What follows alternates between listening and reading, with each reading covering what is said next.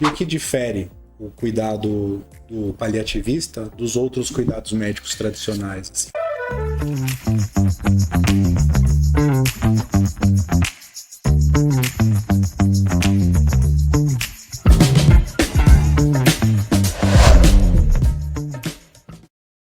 Bem-vindo, bem-vindas ao Muito Além dos Dentes. Esse é o podcast que vai muito além da odontologia para trazer para você informações sobre saúde, estilo, bem-estar e também outras coisinhas mais.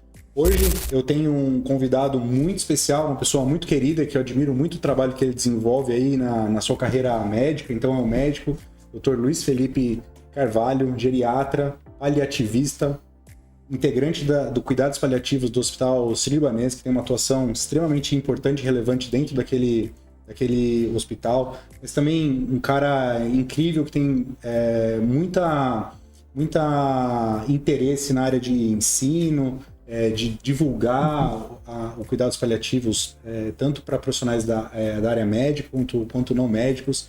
Então, é um grande prazer, tenho certeza que a gente vai ter uma conversa muito bacana. E se você está interessado nesse papo e acha que outras pessoas vão se interessar também, não deixa de compartilhar esse conteúdo aqui nas suas redes sociais, nos seus grupos de amigos, de conversas, e também deixar o like aqui do canal para a gente ter audiência cada vez maior.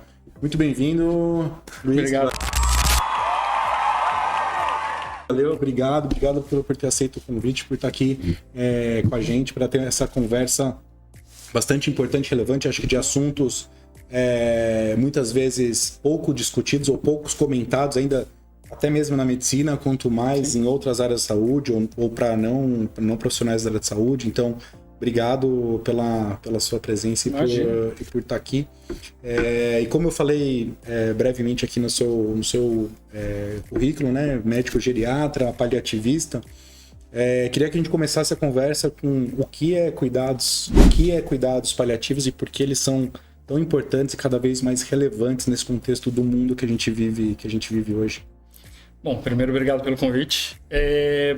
Acho que o cuidado paliativo, do jeito que a gente entende hoje, tem várias definições. Acho que a que eu mais gosto, né, eu costumo trazer nas aulas, é da própria Organização Mundial da Saúde, né, que fala que o cuidado paliativo é um cuidado visando dois pilares, principalmente, que são alívio de sofrimento e melhora da qualidade de vida de quem tem uma doença que ameace a vida.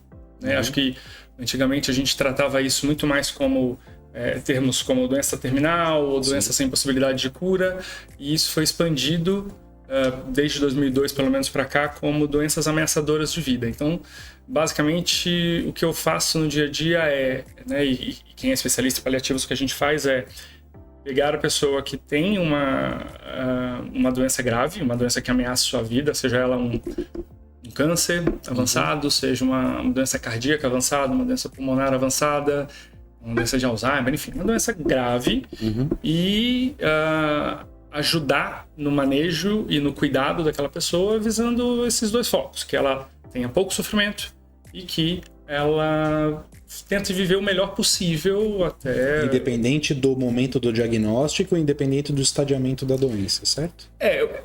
A princípio independente, claro que vai se intensificando com o passar da doença. Doenças que às vezes não tem mais uma reversão, um quadro progressivo, doenças que infelizmente não responderam bem ao tratamento, e a gente, conforme o tempo vai passando, acho que a parte intervencionista vai diminuindo um pouco e a nossa parte acho que vai aumentando, né? Seja para acolhimento, para controlar um bom sintoma, mas sim, independe da fase a princípio da doença. Tendo uma doença que ameaça a vida, cabe a essa abordagem paliativa. E o que difere o cuidado do paliativista dos outros cuidados médicos tradicionais? Assim? Essa é uma discussão que a gente mesmo se faz muito, né? O ponto é que a gente está falando do cuidado paliativo de uma coisa relativamente nova. Relativamente, porque, por exemplo, na Europa a gente tem, pelo menos do jeito moderno que a gente conhece, desde a década de 50, 60. Mas no Brasil, acho que final dos anos 90, ali, início dos anos 2000, isso foi começando com os pioneiros. Então isso é novo. E se isso é novo, a gente não teve isso nas nossas graduações. A gente está junto já há alguns anos, né? Sim. Dando aulas na pós-graduação e em outras pós-graduações, eu sempre pergunto quem teve cuidado paliativo na graduação. Tá mudando, agora a gente já tem alguns, mas são muito poucos. E por não ter esse cuidado, esse enfoque na diminuição do sofrimento desses pacientes, infelizmente às vezes fica, não vou te falar que fica em segundo plano, mas fica meio feito de um jeito não tão... como é que eu vou dizer isso? Acho que não é feito de um jeito que a gente considera satisfatório. Então, algumas dores, alguns sofrimentos não são olhados com atenção, eu acho que necessária para o momento. Né? Isso não é, acho que uma crítica direta a ninguém, mas acho que é o jeito que o nosso ensino em saúde foi sendo formado. E como que você chegou no cuidados paliativos, assim, dentro da sua... Né? Porque entrei em medicina e de repente esse caminhar, como foi? Assim? Você me permite devagar um pouquinho, mas aqui na faculdade, durante a faculdade, eu quis fazer, em primeiro lugar, ginecologia e obstetrícia. Mas principalmente pela obstetrícia, porque, enfim, acho que tem todo um background, né, que eu gosto de fenômenos da natureza, e eu achava interessantíssimo o nascimento. Que era assim, tipo, não tinha nada, de repente tem. Tanto que no 6º ano eu coloquei lá a opção de ginecologia. E aí eu acabei parando, não fiz a prova, fiquei um ano fora, e aí fui me encantando pela clínica, por outras coisas, e aí resolvi ser clínico. Durante a residência de clínica, eu tive contato com cuidado paliativo. E aí acho que, do mesmo jeito que o nascimento foi algo que me chamou a atenção, eu acho que, e começando a ver alguns pacientes, a morte começou a me chamar a atenção do mesmo jeito ao contrário. De repente tem e aí não tem. E, então, por ser um fenômeno que todos nós vamos passar, mas por ser algo também com seus significados, com seu peso, enfim, com a sua importância, eu comecei a reparar também que, assim...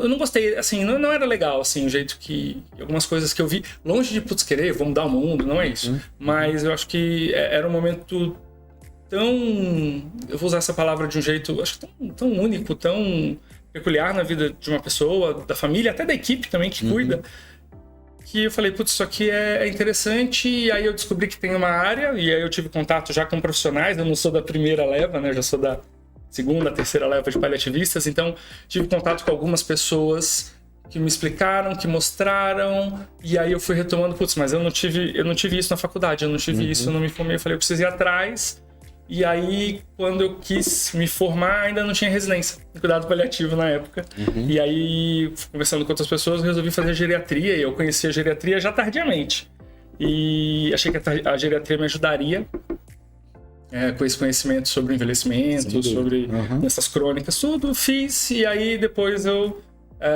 enfim, tanto que meu TCC na geriatria foi sobre promoção de saúde, nada a ver com cuidado paliativo.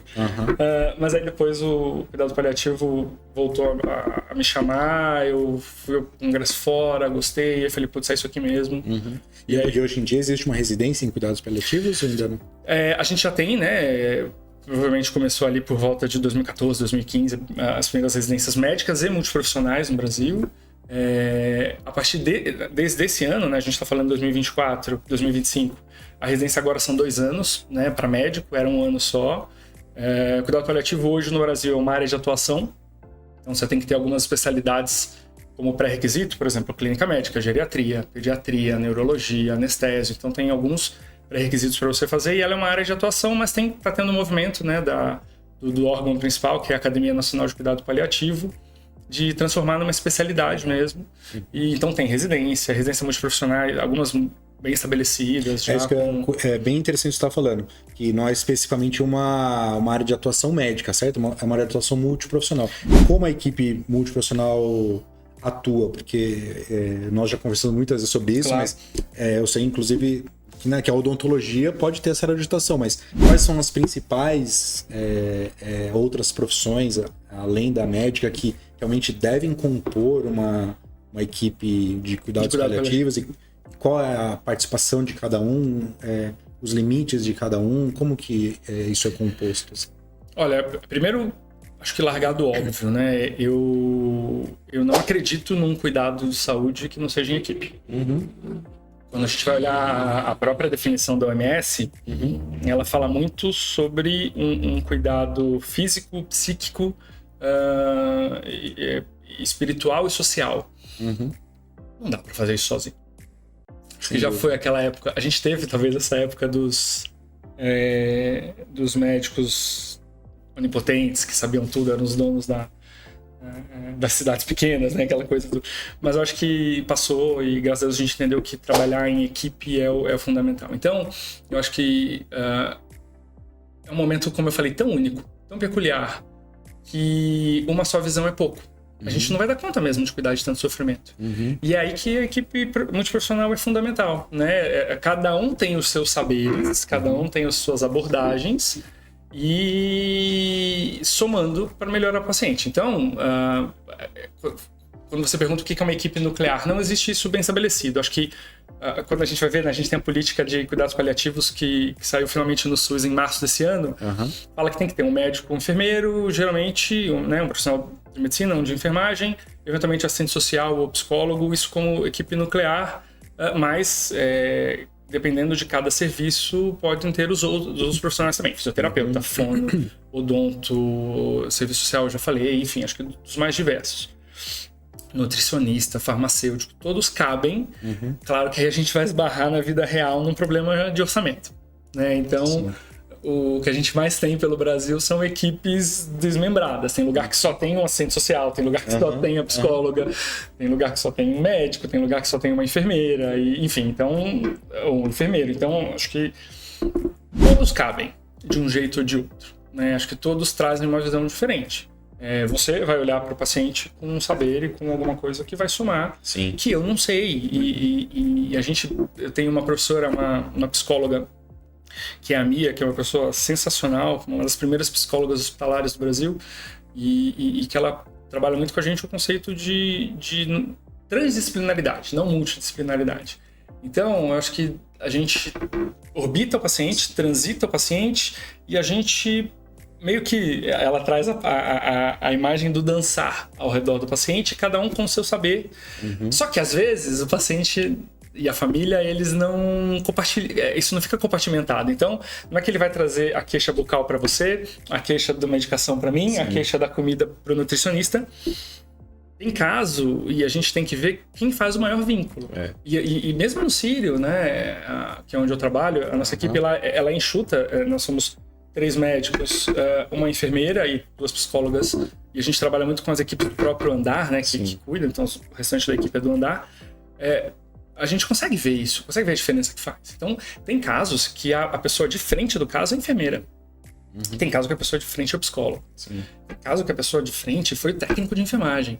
E aí começa um negócio de todo mundo junto nas reuniões, tentar instrumentalizar aquela pessoa para quem tem o maior vínculo, às vezes tem que descobrir como que chega, como que não chega, isso é o melhor momento. Putz, ele contou uma coisa pra mim, e aí o que faz com isso? Então, assim, dos casos que eu acompanhei, principalmente no transplante de medula e na UTI, que são unidades de pessoas muito graves, né, ou de doenças muito graves, eu percebo o quão transdisciplinar nós precisamos ser e o quanto que realmente nós precisamos compreender o papel de todos, para que, se chegar uma demanda pro dentista, que não é do dentista, mas que por algum motivo o elo como você falou, o elo de maior confiança foi estabelecido com ele, isso seja transbordado para todos os membros da equipe e que cada um possa fazer realmente a sua colaboração de especialista, né? Sim. Então isso é bem bonito, né, na verdade. Né? É bem bonito, é difícil, não vou falar para você que é fácil.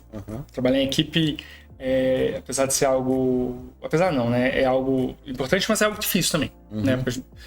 O que torna rico também torna, às vezes, complexo. Mas acho que quando tá todo mundo, acho que com o mesmo objetivo, né? Que é cuidar bem daquela pessoa, daquele ser que tá ali no seu momento mais difícil da vida, eu acho que ajuda um pouco. Né? Então... E dentro desses desafios, você considera ainda a incorporação do cuidado paliativo pela equipe médica convencional, tradicional, ainda um desafio? do pensamento de, nossa, nós vamos adicionar mais uma camada de cuidado aqui, isso pode gerar... Você acha que isso ainda existe, assim, essa barreira? Ainda existe.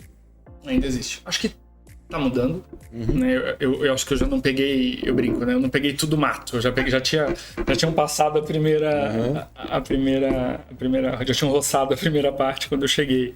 Então eu já peguei um pouco diferente e tem mudado. É difícil, mas não, acho que não por maldade de ninguém, não é esse o ponto.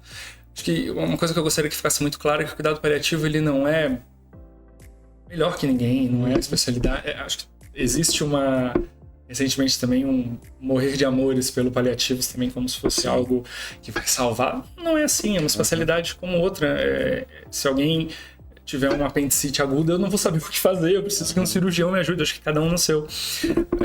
Agora, quando a gente soma aquilo, a gente não tem isso na graduação. As pessoas não foram ensinadas isso, pessoas formadas agora. Que dirá, né, formadas há mais tempo, com sua prática clínica, com sua experiência. Chegam novos códigos dizendo, agora é assim, é assado. Então, difícil de quebrar aquele pressuposto estabelecido durante a sua formação. Né? E quebra muito um pressuposto, no caso específico da área médica, que é salvar vidas. A gente é feito para salvar vidas. E se você não salvou uma vida, tem muita gente que considera isso uma falha. A gente sabe que 100% das pessoas vivas nesse momento vão morrer. E de sempre ter algum tipo de intervenção medicamentosa ou cirúrgica, né? Assim, a necessidade de fazer alguma coisa, né? E conversando com esses profissionais, às vezes, existe essa sensação genuína de alguns deles que dá pra perceber do tipo, só realmente achando que tá falhando como profissional aquele paciente falecer e putz, cara, não...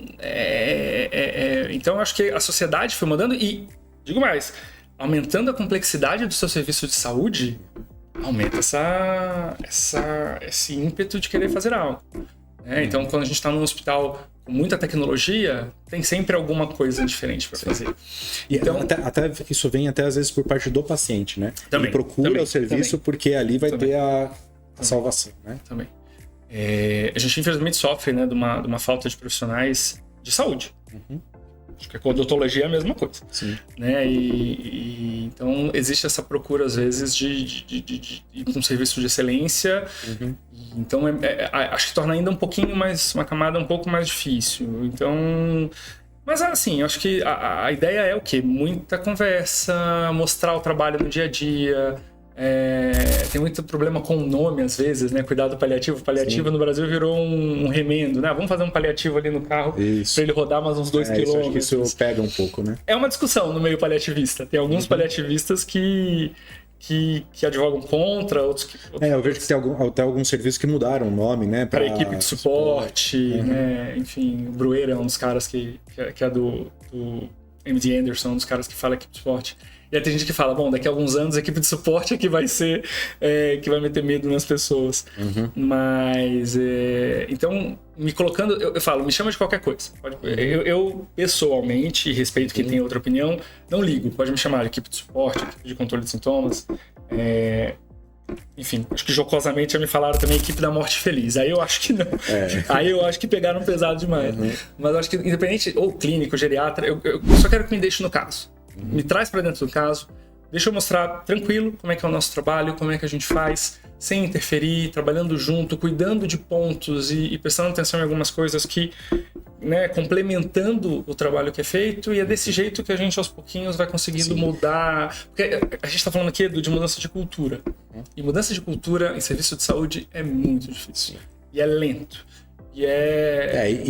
Seria um facilitador a base, né? A formação, a faculdade, né? Seria um grande facilitador, né? A gente percebe para qualquer mudança na área de saúde é a mesma coisa.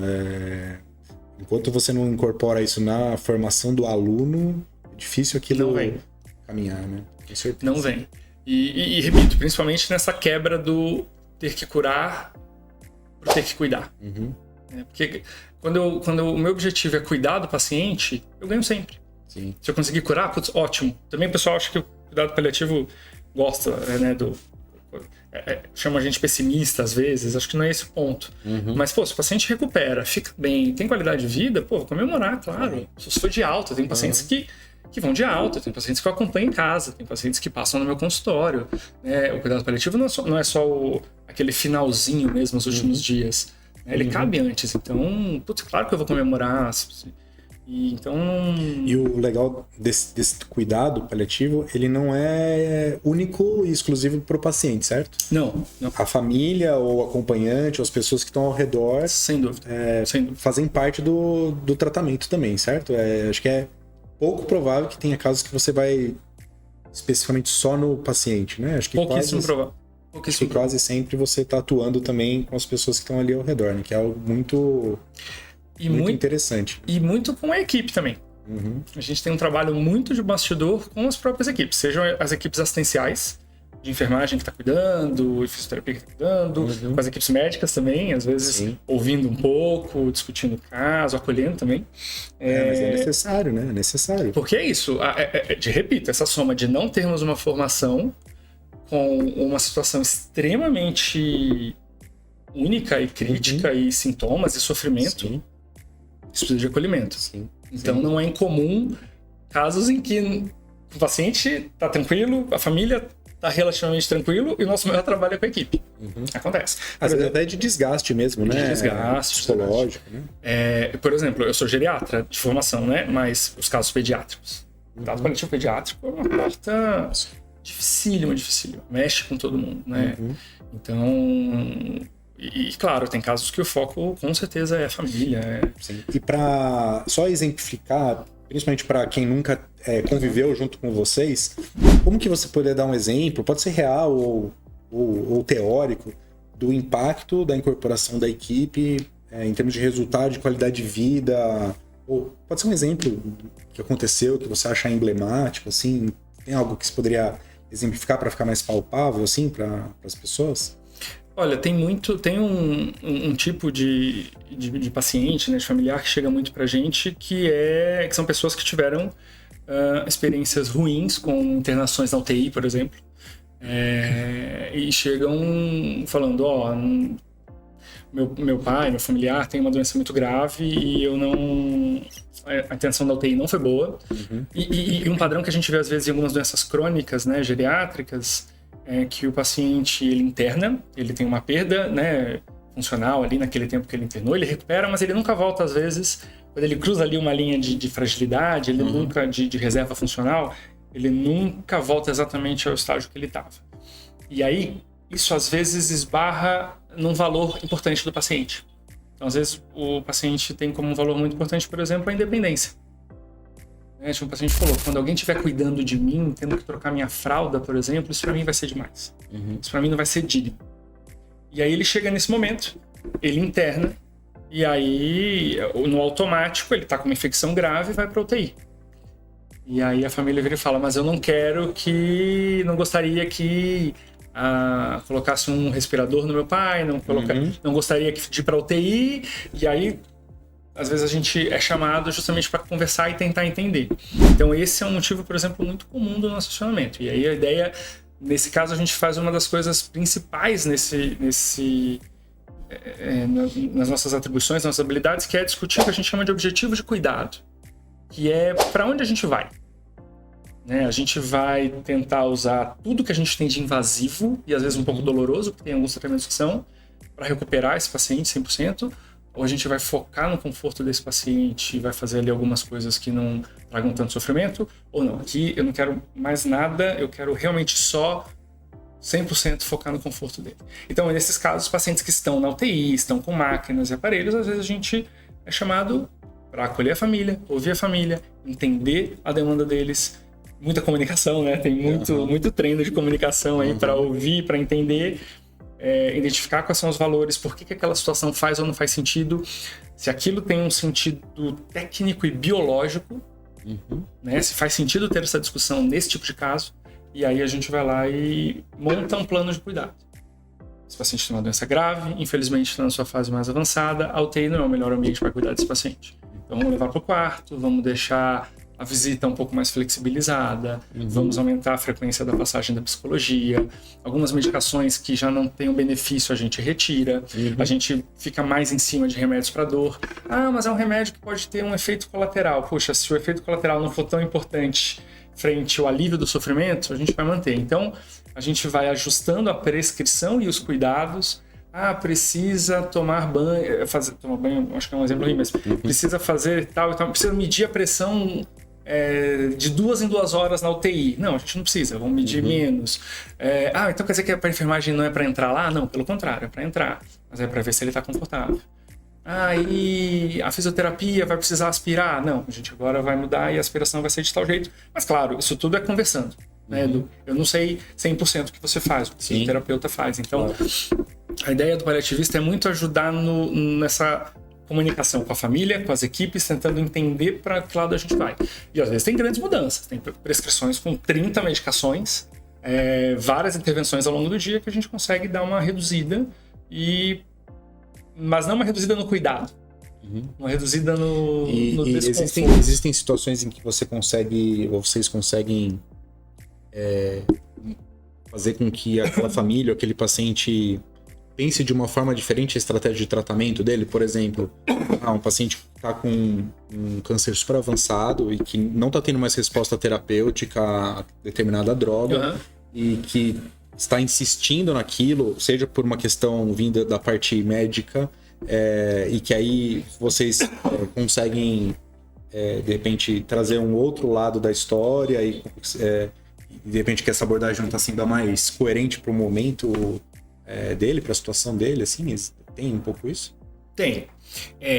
Como eu falei, eu acho que o paliativo não é, ainda bem, não é a resposta para todas as perguntas, não é algo supremo.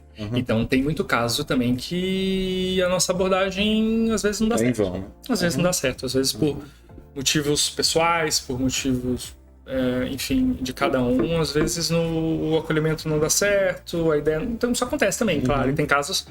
A gente tem até uma aula, eu também sou um dos professores da pós, né, de graduação do Sírio, de paliativos, e a gente tem uma aula lá, um momento que a gente, com os nossos alunos, que se chama Casos que não deram certo, que a gente senta lá e faz. Então todo mundo tem também, claro, os nossos casos que não deram certo.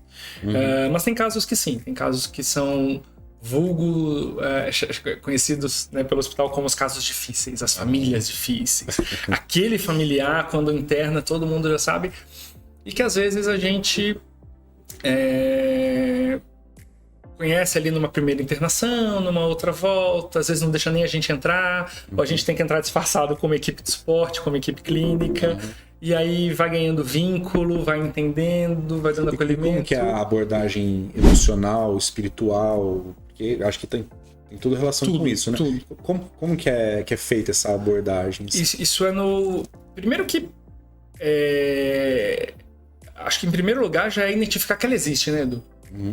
Tem muita gente que eu acho que faz a sua prática deixando, infelizmente, isso... Muita gente não, mas algumas pessoas deixam de lado essa parte... Enfim, eu já ouvi uma vez enfim, a frase sofrimento não faz parte da minha equação. Foi difícil. Esse dia foi difícil ouvir. Foi um caso que a gente não continuou. Esse foi um que não deram certo. Mas eu acho que a abordagem, primeiro que ela um primeiro momento, um acolher desse sofrimento psíquico ou espiritual, a gente consegue fazer ouvindo, sentando lá, ouvindo, identificando e validando.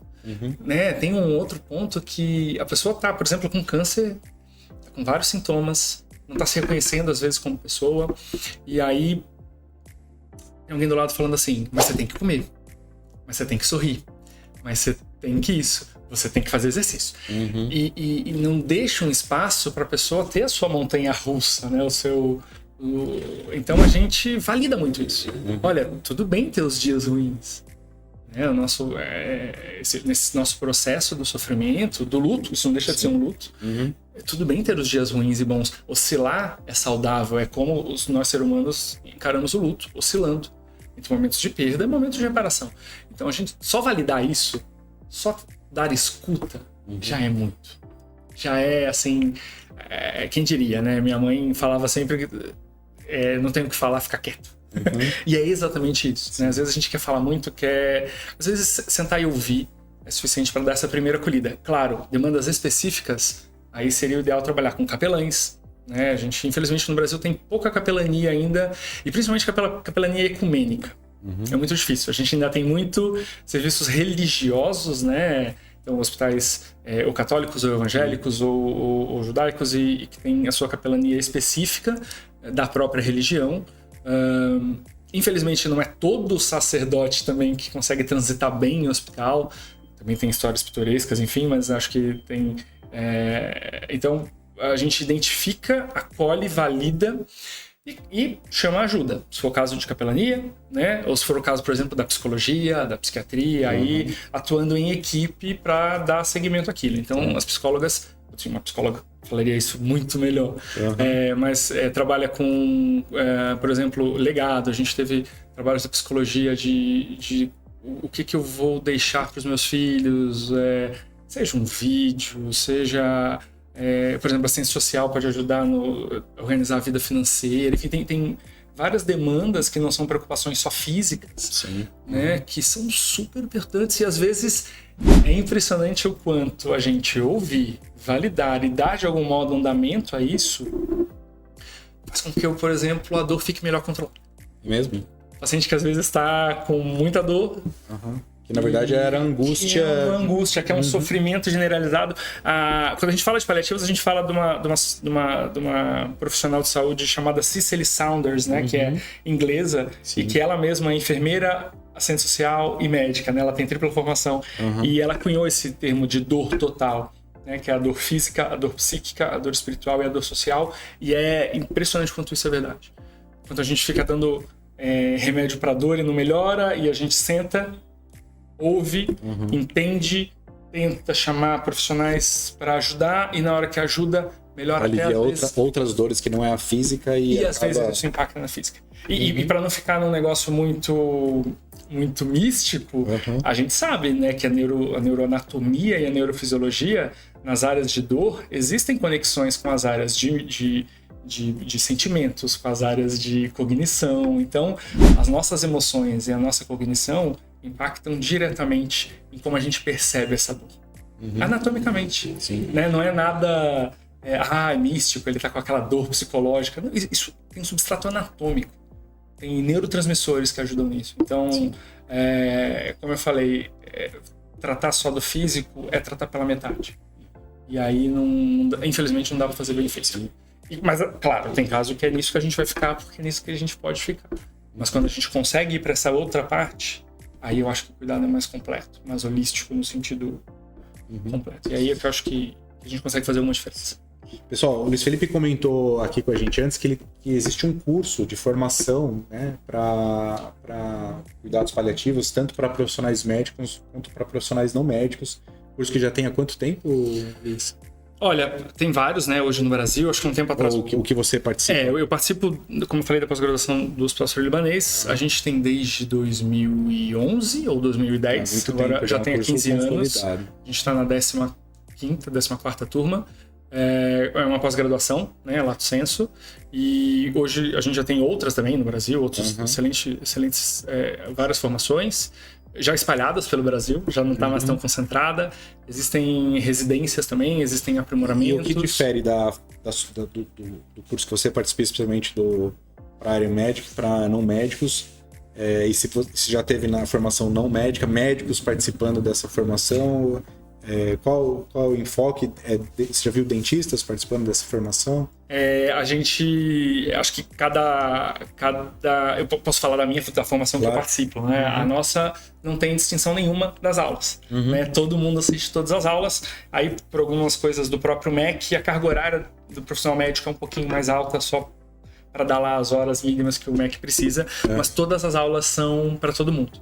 Então, de novo, repito, eu estou falando da pós-graduação que eu participo. Então, todos os profissionais médicos e não médicos têm aulas de tratamentos de dor, de odonto, de psicologia, e várias aulas de psicologia, aulas de comunicação, aulas com juízes, aula com advogados, enfim, com equipe multiprofissional inteira. Então, todo mundo tem as mesmas aulas, né? E o que é super interessante, porque no início os médicos, a gente brinca que a gente começa, pelo menos do jeito que é organizado na nossa pós-graduação, a gente começa, claro, com uma parte mais física, dos sintomas mesmo físicos, que é mais fácil, e também com o vínculo que a gente vai ganhando com todo mundo, depois a gente vai aprofundando os temas. Então, no início, os médicos estão nadando de braçada.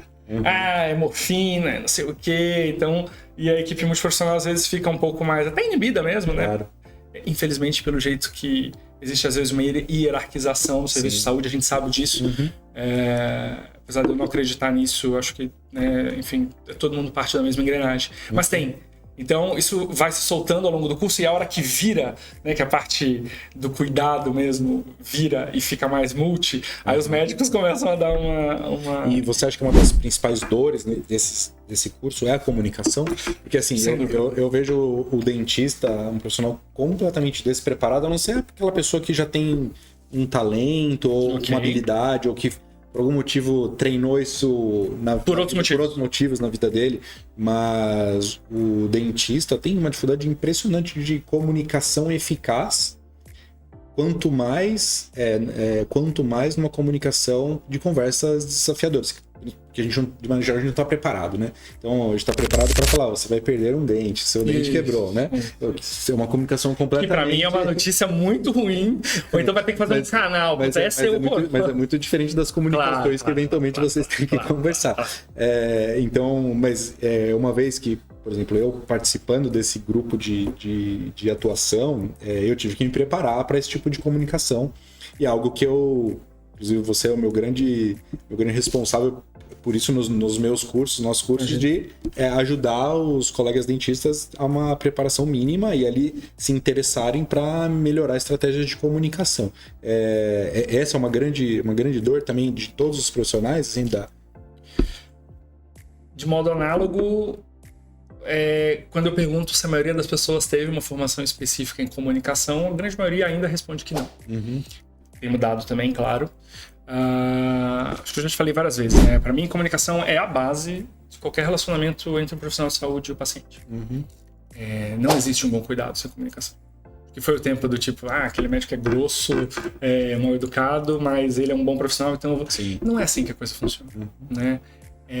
Engraçado, né? Uma das primeiras vezes que eu tive contato com isso foi na residência de clínica. Na residência de clínica que eu fiz, a gente tem um ambulatório que dura os 2 anos. Então são pacientes que viram como se fosse o nosso consultório ao longo de 2 anos, e é muito legal. E era um caso de pressão alta e diabetes. E eu, fiz o diagnóstico, é isso, vamos ajustar essa medicação, essa vai ser brilhante. Volta daqui a 6 meses, faz os exames de retorno, faz isso. Pá. E ali, quando voltou, os exames piores. Né? O diabetes estava um pouco pior, media a pressão estava 15/8. Eu falei, e esse remédio aqui? Não, mas que remédio? E o remédio estava totalmente diferente do jeito que eu passei. E eu falei, eu achei que eu tinha sido claro. Né? Naquele primeiro momento, eu acho que eu ali já falei, paciente... Mas depois eu fui entendendo que não é só chegar lá, fazer a prescrição, carimbar e segue. Eu acho que tem um acompanhamento depois, tem uma preocupação com depois que é muito importante. Acho que foi a primeira vez que eu entendi que não é só a parte técnica, precisa ter algo mais. Acho que depois eu fui entendendo que uma dessas coisas é a comunicação. Então a gente acha que comunicar é inato, que existem os grandes comunicadores, claro, existe alguém que é bom para isso. Mas não é. É uma habilidade e ela deve ser treinada. Né? Quando você vê, muito do que a gente começou a aprender em comunicação na saúde veio dos negócios. O pessoal dos negócios treina isso e diferente dos negócios, lá na economia, administração, lá eles têm conflitos em que os dois lados não querem a mesma coisa. Então lá é bem mais difícil. Né? No nosso caso, apesar de ser uma comunicação com um tema delicado, todo mundo no fim quer a mesma coisa. É uma negociação mais fácil, né? Assim, porque o objetivo final, na imensa maioria, é o mesmo. É o bem-estar do paciente. Então... Mas não deixa de ser uma habilidade e precisa ser treinada. E quais são as estratégias para treinar que você sugere? Assim? Olha, eu digo que algumas, né? A gente tem várias hoje no mercado, mas algumas coisas eu acho mais importantes. Primeiro, que eu acho que a mais importante para mim, a revolução na comunicação, para ficar bem chamativo, assim, é escuta. A gente não escuta, né? Eu até tive aí um um leve passeio pela parte contemplativa da coisa. Cheguei a meditar uma época, e andei com algumas pessoas, falavam muito de atenção, tudo, e é isso. A gente vive num mundo maluco, Sim. em termos de dispersão de atenção e etc. Então a gente não tem tempo nem para ouvir. Um familiar uma vez que falou que equipe de paliativo é a equipe que senta para conversar. Não é a equipe que fica em pé. Isso é muito doido, né? Então eu acho que a gente deixou de ouvir. Então a gente já vai com toda a nossa agenda pronta para falar e esquece de ouvir o paciente. Sim. Né? Então eu acho que o primeiro ponto eu brinco, né? Eu ouvir com atenção mesmo, eu ouvir com ouvidos de escutar mesmo, de parar. Eu quero ouvir a tua história, eu quero entender o que está acontecendo e como eu posso te ajudar, e ir ouvindo. Eu pensei exatamente na mesma. Então é muito louco, porque como é que tá? Aí você para ouvir, a pessoa, não, eu quero ouvir você, não, tá. E a pessoa, não, aí vai contando a história. Às vezes começa, né, não, porque quando a mãe dela nasceu, aí você vai, não, vamos refinando, vamos puxando. E a geriatria me ajudou muito nisso. A geriatria tem um apreço pela biografia, né? Na geriatria a gente brinca que a gente vê seres biográficos, né? Os pacientes geriátricos têm uma biografia imensa. Isso é muito rico e desperdiçar isso é um desperdício, né? Enfim.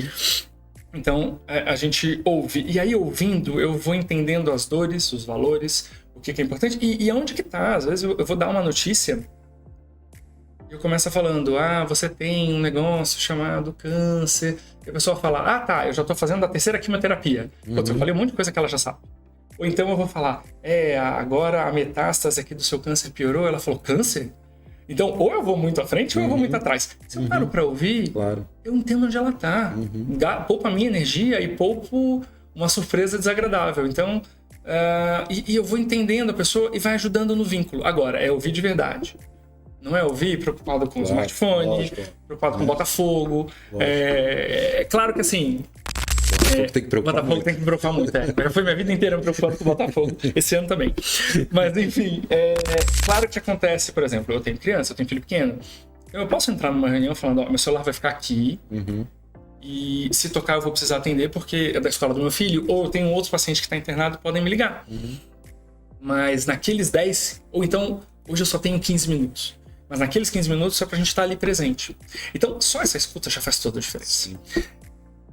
E eu tenho uma outra parte que é também deixar de ser muito cognitivo e ir um pouco mais para a parte empática das emoções mesmo, né? Porque a gente acha que deixar as emoções de lado é possível. Balela. Eu acho que quem ainda não viu, agora aqui, fica a dica de filme. Acho que bibliografia fundamental para qualquer profissional da saúde são os filmes Divertidamente e Divertidamente 2. Acho que para entender como funciona o nosso cérebro em termos de emoções. Mas voltando para cá, acho que a gente não existe, né? Não termos as nossas emoções no meio do caminho. A gente que acha. Não, eu não estou envolvido nesse caso. Mentira, é impossível. Eu não acredito como eu não acredito num cuidado que não seja equipe, eu não acredito num cuidado de saúde sem vínculo. A gente se vincula mesmo, você sabe. Pacientes de anos. É possível não se vincular com aquelas histórias, com aquelas pessoas. Tem que ter um cuidado da gente não se misturar no paciente. E é muito comum isso. E até pelo outro lado, né? Isso, né? Pelo excesso de empatia, de compaixão, aí também a gente pode então, um autocuidado é fundamental. Mas eu acho que a gente se preocupar em entender as nossas emoções em relação àquilo. E validar as emoções do paciente. Porque às vezes eu ouço isso, o paciente faleceu, e eu pergunto, como que foi? Poxa, foi muito ruim, o que aconteceu? A família toda chorou na hora. Eu falei, gente, ainda bem, né? Faz parte daquele processo. Ou então, como é que a família tá? Desde que a gente teve aquela reunião, eles choram, estão mais na deles. Sim, porque faz parte daquele momento. Acho que tá tão difícil às vezes para todo mundo, né? Que a gente acha que não tem que ter emoção. Então, só de sentar, ouvir e validar e falar, olha, isso que você tá passando é natural. Ficar triste, ter os seus momentos tristes. A gente tá aqui com vocês, vamos ter os outros momentos também, mas tudo bem ficar triste de vez em quando. Às vezes tem reunião que eu tô contando e começa a ter choro. E ali a gente tem que ficar quieto, acolher, tá junto. E não sair falando, porque nessa hora a gente fica nervoso. Quer ver? Ter alguém chorando do teu lado vai te dando um... Preciso fazer algo, né? E a primeira coisa que a gente fala é não chora. Pô, não chora, jura? Você acabou de me dar uma notícia difícil e fala, não chora. Chora, eu tô aqui, se precisar tá junto. Teve reunião que teve que parar no meio e voltar depois. E então o validar, o acolher as emoções e a escuta já são duas técnicas, porque são técnicas, conseguem ser treinadas. E a gente treina como vídeos, aulas, simulação. A gente gosta muito de fazer simulação na nossa pós-graduação, tem atores contratados como se fossem pacientes, em que o nosso aluno vai lá e precisa conversar com eles. Tá. Então você fala, ali é o paciente, o seu João, de tantos anos, que tem essa doença, e você precisa entrar lá e falar para ele que a doença dele piorou.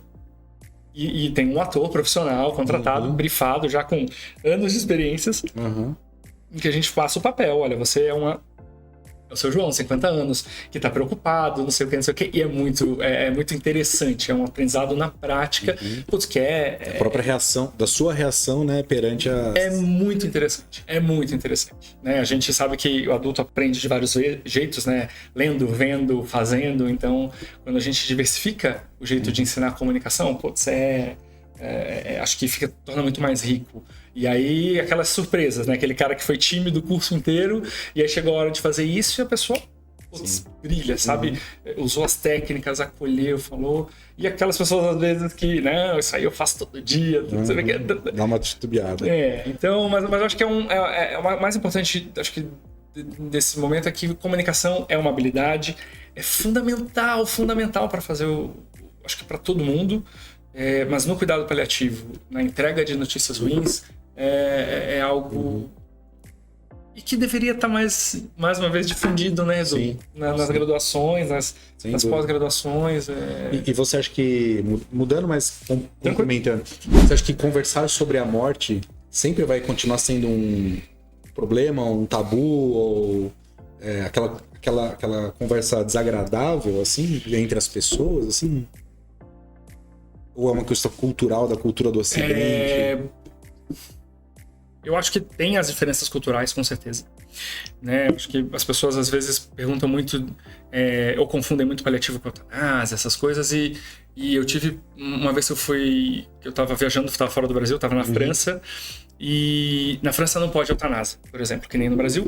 Mas lá pode um outro negócio que é sedar profundamente uma pessoa quando ela está no momento não final da sua doença. Que isso no Brasil pode, mas você dá lá no momento do meio da doença. Alguém descobre que tem uma doença degenerativa e fala, minha vida não faz sentido, eu quero ficar dormindo. Lá isso pode. Luiz, o que você acha disso? Eu acho que é uma discussão muito mais profunda. Mas só para dizer que para entender essa parte da cultura. Eu cheguei lá, eu não entendo muito bem francês, eu consigo pedir uma coisa, consigo pedir um hambúrguer no McDonald's e olhe lá.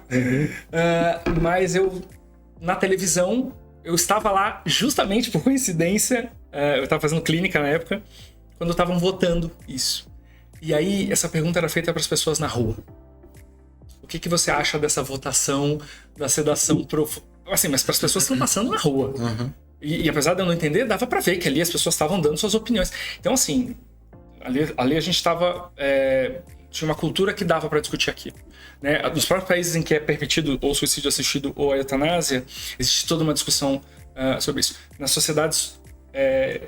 orientais, algumas delas, né, o tema da morte é muito mais presente por outros motivos. Então eu acho que, existe um tabu cultural.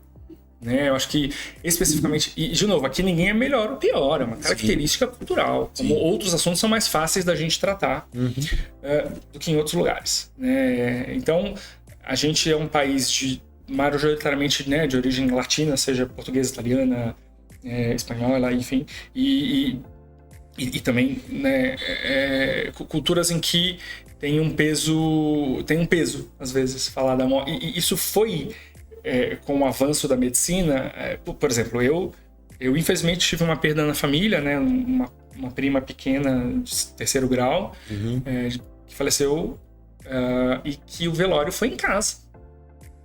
Que é algo que no passado era absolutamente comum. As pessoas eram veladas em casa. E eu vivi isso ainda, né? Eu estava na faculdade de medicina quando isso aconteceu. E eu vivi aquela cena que é descrita mesmo nos livros, nas histórias de interior. Tinha um pessoal na cozinha fazendo um caldo lá, uma canja. tinha um pessoal lá fora tomando uma pinga, sabe? Bebendo morto, que a gente falava, criança correndo, cachorro, e o velório na sala. Então, assim, aquela coisa que a morte era cotidiana. Quando minha avó nasceu, minha avó, ela é viva, ela é a única viva das irmãs delas, eram em 7, e eu conheci só 4. 3 faleceram quando eram pequenos, era comum essa mortalidade infantil alta. A morte era muito dia a dia. Não tinha vacina, antibiótico da década de 40, 50 pra cá que a gente usa. Então, era muito mais frequente morrer, as pessoas tinham expectativa de vida de 40 anos, 50 anos. E a expectativa foi aumentando de vida, a gente foi vivendo melhor, e a gente foi escondendo a morte no hospital. Você vê o paciente na UTI, você nem vê o paciente. Você vê máquina, tubo, fio, e você não vê o paciente. E com isso, a morte foi virando mais tabu. Então, você fala de morte, bate na madeira, né? E assim, então, é um baita tabu. Eu acho que tem iniciativas, né? A gente tem iniciativas, o próprio cuidado paliativo, a gente tem livros sendo lançados, a gente tem séries, a gente tem documentários, a gente tem ciclos de discussão, em programas de rede nacional, já foi na Ana Maria Braga, já foi na Conversa com Bial, já foi no programa do Jô, enfim, esses programas grandes, entrevistas, já foram médicos paliativistas, profissionais paliativistas, livros vendidos, então o assunto tem começado a circular, né? Para conversar sobre a finitude mesmo. Sobre a finitude. Porque parece que é mais fácil falar sobre o fim das telomerases do que falar da finitude. Né? Por exemplo, o ambulatório de sexualidade na residência de geriatria era menos tabu, às vezes, e menos embaraçoso do que falar de morte. Morte, às vezes, tem todo um... E, repito, nenhum paliativista gosta, não é esse o ponto, é que tá lá. Se tá lá, a gente tem que falar, porque vai fazer diferença se eu não falar disso. Sim. Né? O quanto de pessoas, quantos pacientes e familiares que, ao trazer o assunto, às vezes a gente não finalmente alguém tá falando disso com a gente. Porque eu tô querendo falar isso com a minha família e eles não deixam. E tem uma assinatura que eu preciso fazer, e tem um negócio concreto, assim, não tô, de novo, sendo muito místico, um negócio muito concreto. E tem um negócio que eu preciso assinar, que eu preciso passar para minha esposa, e ela não... A gente não tá conseguindo falar sobre isso. E tem meus filhos que eu não tô conseguindo falar. Então tem às vezes assuntos muito práticos que precisam ser...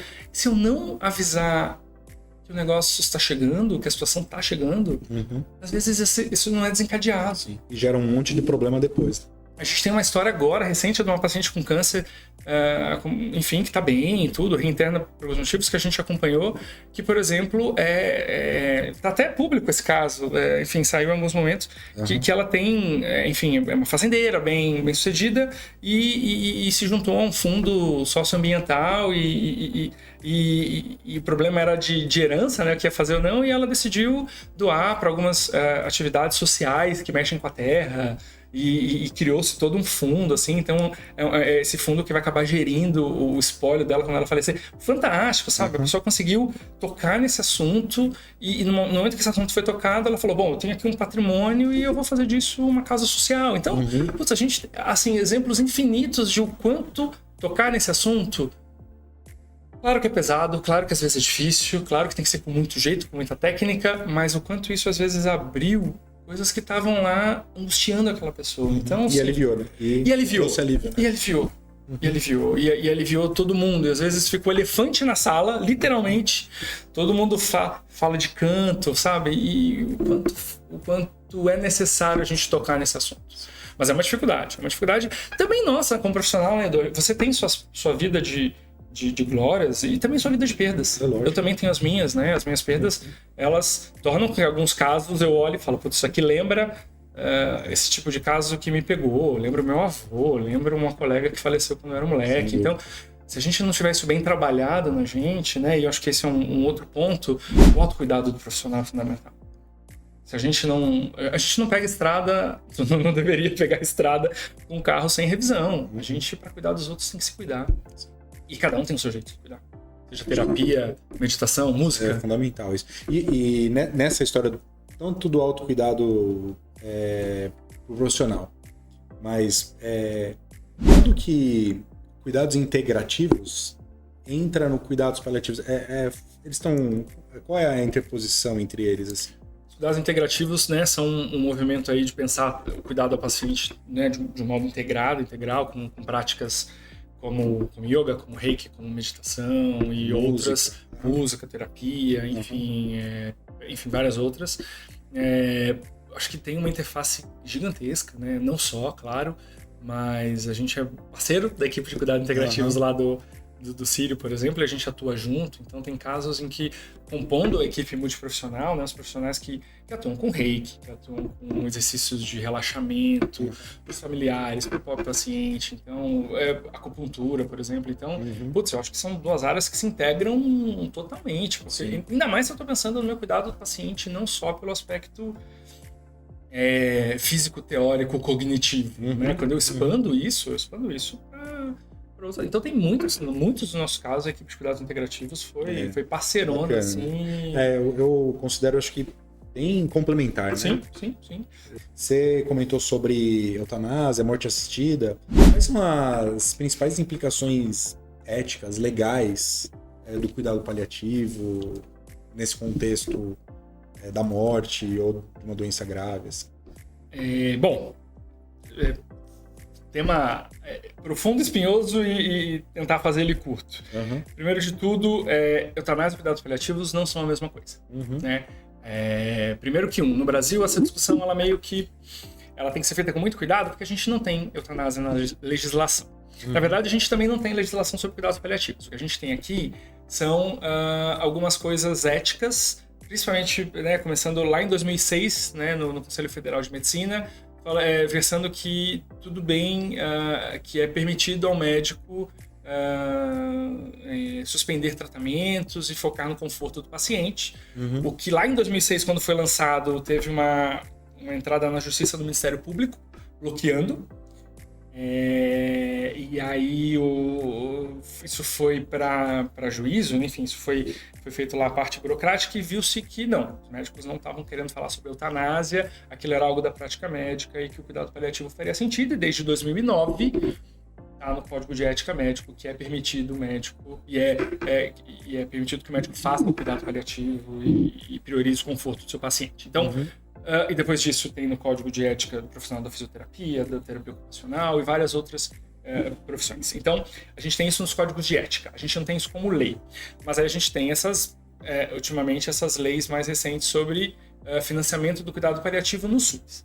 Vários legisladores, vários, né, advogados, juízes, acham que esse arcabouço legal e o julgamento, né, que foi até o final dessa ação aí em 2006 é suficiente como jurisprudência para o cuidado paliativo ser considerado algo ético e legal. Mas o cuidado paliativo, ou seja, né, cuidar bem do meu paciente sem acelerar o processo. Isso é muito importante. O que eu quero no cuidado paliativo é que o meu paciente tenha uma morte mais digna e natural possível.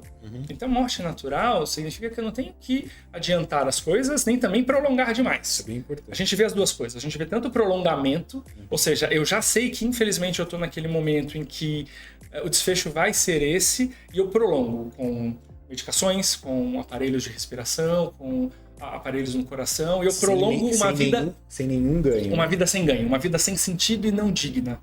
Isso a gente ainda tem muito. Ou, por outro lado, eu adianto. Eu uso doses cavalares de medicação, eu, enfim, negligencio algumas coisas e acelero isso. Então, o que eu quero é o meio do caminho. Eu quero o natural. Eu quero que a gente deixe as coisas indo no seu ritmo. Cercado de bons cuidados. Sem dor, sem falta de ar, sem enjoo, né, com uma boa saúde bucal. Com tudo isso, com a família amparada. Então, eu quero que as coisas vão natural. Então, isso é o que pode no Brasil. Existem países em que é permitido você abreviar esse processo. Abreviar na fase final. Quando eu já sei que eu estou com uma doença degenerativa ou com uma doença em fase muito avançada, que isso não faz mais sentido, só que a gente vê às vezes que o natural tem o seu tempo, e esse tempo às vezes é muito angustiante para muitas pessoas. E tem países em que isso é permitido, em que se abrevie um pouco. E se abrevia, que é o que a gente chama de eutanásia, no suicídio assistido, nos países em que isso pode. E isso, agora, assim, longe desse que a gente vê em filmes, em coisas... tem todo um processo, é protocolar. Existe uma avaliação por equipes especializadas, equipes psiquiátricas, tem uma reavaliação depois de 2-3 meses, tem todo um processo.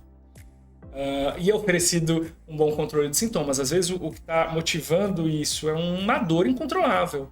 em que é oferecido às vezes um bom controle e as pessoas às vezes mudam de ideia ou às vezes não. Às vezes para aquela pessoa o sentido da vida se extinguiu mesmo. Infelizmente às vezes isso acontece. E nesses países é permitido em que ela abrevie, e isso, de novo, eu repito, é feito com profissionais treinados para isso, seguindo protocolos, não é feito a Deus dará, de qualquer jeito. Acho que tem também uma banalização dessa discussão. Essa discussão está longe de ser banal. Como é que eu acho que é o futuro disso no Brasil? Acho que a gente está muito longe, infelizmente ainda. Espero que esteja errado. Mas eu acho que a gente está longe de discutir isso como sociedade. Acho que tem discussões tão mais básicas de acesso à saúde. Infelizmente, a gente estava discutindo vacina recentemente. Se vacina era válida ou não. Eu acho que é uma discussão tão mais básica que, infelizmente, eu acho que é uma discussão que não faz sentido. Mas então, acho que só para tirar essa dúvida, a eutanásia, ela busca, diante de um sofrimento, né, legítimo de uma fase de vida, abreviar a vida daquela pessoa. É uma medicação em dose padrão, você injeta a medicação e a pessoa morre. Literalmente isso. Isso não pode no Brasil. Isso é proibido por lei. A gente pode injetar medicações que deixem a pessoa confortável, com doses incrementais. Então eu vou dando dose baixa. Fez efeito? Parou ali. Eu não preciso ficar aumentando aquelas doses até eu cessar a respiração daquela pessoa. Isso é uma má prática. Então o que a gente pode no Brasil é deixar o mais natural possível. Né? Que tem até um termo para isso que é ortotanásia. Esse é um termo que se confunde com cuidados paliativos e são a mesma coisa. Eutanásia no Brasil não pode. Também aquele que a gente chama de, outro termo, distanásia, que é prolongar aquela parte que não faz mais sentido. Nenhuma dessas coisas. Eu acho que nem adiantar, nem prolongar, é ir o mais natural possível, cuidando desse sofrimento. Agora, fala. Muito legal. Repito, é algo complexo, é algo que sim, tem que ser estudado, que tem que ser discutido, que tem que ser envolvido a sociedade. Eu acho que tem casos recentes, né, de pacientes que foram para outros países buscar a eutanásia, pacientes que ou na literatura, nos filmes. Eu acho que o tema está aí, a gente tem que discutir. A gente também não pode... esse é um tema que a gente não tem que falar. Não, acho que a gente tem que conversar, mas com seriedade, com respeito, com profundidade, que esse tema... Agora, e só para tirar isso, e só para que fique bem claro, eutanásia é uma coisa, paliativos é outra, e a gente não abrevia nada. Tem pesquisa mostrando isso, né? Cuidado paliativo, a princípio, não abrevia nada, pelo contrário.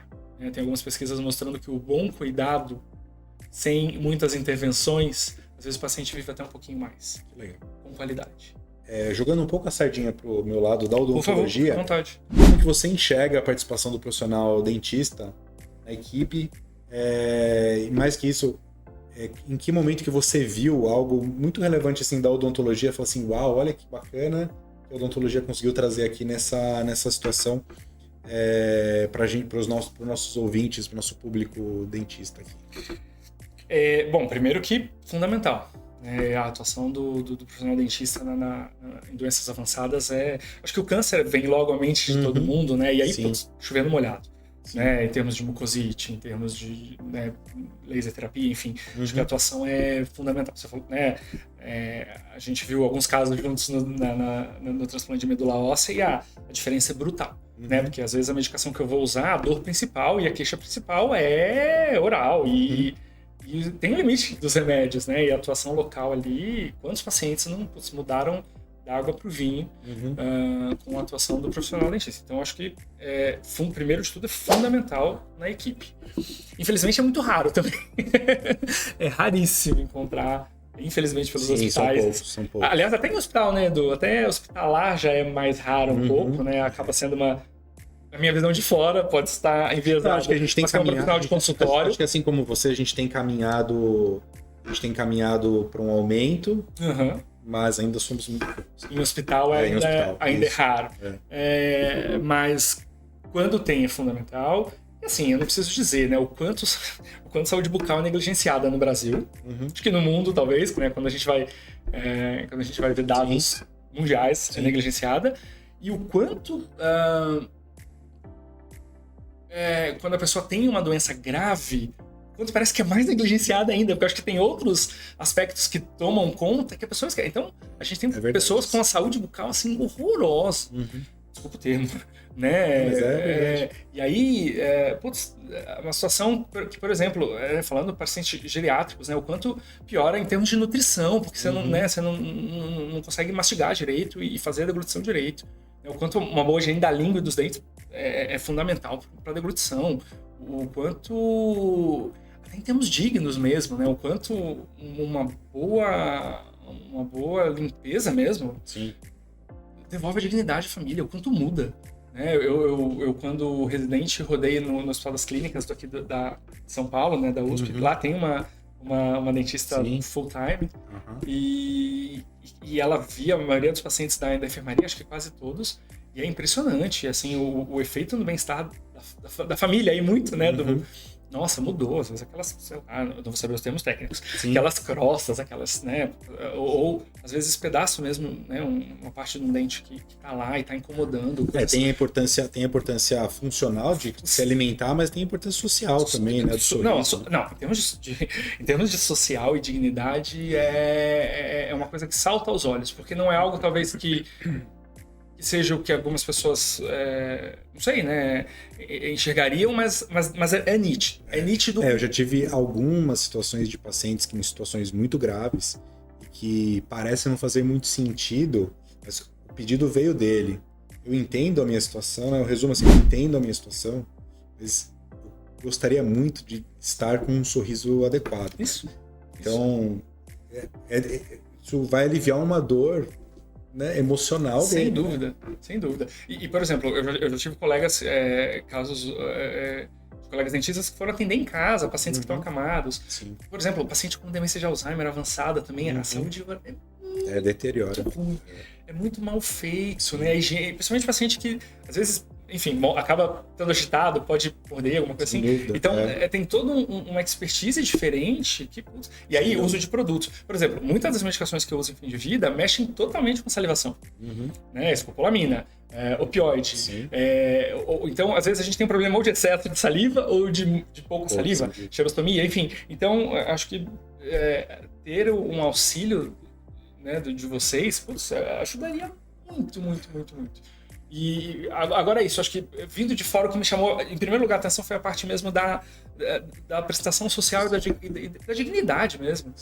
E em conjunto com isso, claro, aí você faz uma boa hidratação da pele, higiene dos olhos, você muda assim o jeito que a pessoa enxerga, e acho que isso a gente tá falando de cuidado, né? Isso é fundamental. E é dele e dos familiares, dos acompanhantes também, né? De se sentirem acolhidos, né? Eu te falei, chamou a atenção porque isso vem da família. Fala, nossa, mudou. Meu pai tá bem... muitas vezes eu ouço, nossa, como meu pai tá melhor. Como ele ficou melhor depois desses cuidados. E aí você olha e fala, pô, o paciente tá pior hoje, né? A pressão caiu, ele tá mais frágil, mas foi o cuidado, né? O quanto o cuidado passa... E é mesmo, né? Aquela impressão de que, putz, ela é uma pessoa. Sem dúvida. Ele é uma pessoa. Eu acho que, assim, em muitos momentos, esses talvez foram alguns desses momentos que eu comentei aqui, foram momentos muito nobres, assim, sabe? Da minha carreira, assim, de falar, uau, olha o que eu tô conseguindo proporcionar para aquela pessoa, para aquela família, num momento tão delicado. E voltando... assim, né? Isso enche a gente de orgulho da carreira que se escolheu, assim. E voltando lá do início, né, quando eu falei que os fenômenos me interessavam, né, acho que o fenômeno da morte, ele é tão único, tão difícil, tão peculiar, que porque o pessoal fala, né, pô, por que você faz isso? Algumas pessoas que entendem, né, pô, por que você faz paliativos? Porque, assim, aqueles pacientes vão morrer, de qualquer jeito, eu conhecendo eles ou não. Acho que conhecendo eles, a gente tem a oportunidade disso que você falou, e assim, longe de querer, putz, definitivamente, você que está fazendo medicina e que quer trabalhar com cuidado paliativo, não é uma área muito reconhecida, nem em termos de remuneração, a gente não é o médico mais popular do hospital, então esse não pode ser o seu motivador. Então, acho que a gente não faz isso por vaidade. Acho que, claro, um pouco todo mundo tem, não é esse o ponto. Mas saber que nesse momento tão difícil a gente conseguiu uma intervenção, às vezes, simples. Eu vou falar pra você que, pô, a sua intervenção é uma limpeza. Você vai falar, pô, isso é 60 mil. Pô, a intervenção pra mim vai ser sentar lá e conversar. São essas intervenções que naquele momento vão fazer com que depois... E eu começo agora já com um pouco mais de rodagem, né? A barba branca começa, eu já começo a ter pacientes que vieram indicados de outros pacientes. Sim. E aí é que você vai começando a ver alguma coisinha que você fez que você acha pequena e você vai falar, nossa, mas teve uma conversa que você teve ali que você falou uma coisa pra mim que foi fundamental. Vou ser sincero, às vezes eu nem lembro exatamente o que eu falei, mas eu acho que é o estar presente, é o acolhimento. E teve reunião que a família fala assim, aquilo que você falou foi ótimo. Eu não falei nada, Edu. Eu não falei nada. Eu sentei, eu ouvi, eu acolhi, eu tirei uma dúvida, eu cuidei de uma coisa simples, mas que devido, eu acho que a amplitude daquele momento, isso fez uma diferença. Então, apenas a certeza de que para eles, que você estava ali, né, escutando. Isso é muito. Eu acho que isso é o que me motiva a continuar fazendo o que eu faço. Legal. Porque, falar pra você que não é fácil. Tem dia que eu saio, eu por morar em São Paulo, eu tenho a facilidade de me deslocar de metrô, não gosto de dirigir. Acabei de perder minha carteira por multa, inclusive. Somos dois. Enfim, eu tô de carona pelos próximos 7 meses. Então, eu gosto do caminho até o metrô. Vai servindo também de limpeza. Eu ouço minha música. Sim. Não gosto de músicas tão calmas como as que você gosta. Eu gosto de uma coisa um pouco mais pesada, mas eu vou ouvindo e vou saindo do hospital e voltando para casa, né? Porque a gente não pode misturar as coisas. E tem dia que é difícil. Eu falo pra você que tem dia que falar, eu vou vender...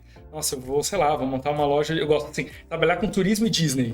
Porque é uma coisa feliz. Só alegria, né? Só alegria. O meu maior problema vai ser uma pessoa que acordou tarde e não vai no brinquedo. Nossa, então, a fila tá muito grande. A fila tá muito grande. Putz, que ótimo. E, de novo, zero contra os profissionais que trabalham com isso. Eu adoro, inclusive. Eu acho que um dia eu ainda vou. Que é uma das minhas paixões também. Mas eu acho que é uma coisa em que o foco ali é a alegria. E eu trabalho com uma coisa que o foco muitas vezes não é a alegria. Sim. E é pesado às vezes. Mas eu acho que o que me motiva a continuar é isso.